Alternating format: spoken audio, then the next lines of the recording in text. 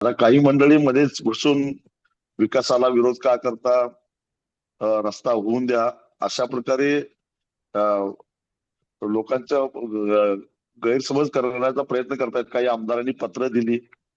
आता त्याला आपण त्याच पद्धतीनं काउंटर अटॅक केला पाहिजे. आणि म्हणून माझी सगळ्या समन्वयकांना, प्रमुख पदाधिकाऱ्यांना, कार्यकर्त्यांना सूचना ही आहे की त्या त्यावेळी अशा पद्धतीनं समर्थन करणाऱ्यावर त्या त्या जिल्ह्यामध्ये आपल्याला तुटून पडलं पाहिजे, किंवा हा समर्थन करतोय याच्या पाठीमागे याला काहीतरी स्वार्थ आहे.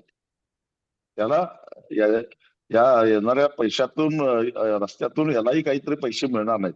अशा पद्धतीनं आक्रमकपणे जर का आपण अटॅक केला तर हे शक्तीपीठचं समर्थन करणाऱ्या पिलावळींची संख्या मर्यादित होईल. कारण शेवटी त्यांनाही लोकांच्या समोर जायचं असतं आणि आता लोकांच्या मनात पक्क बसलेलं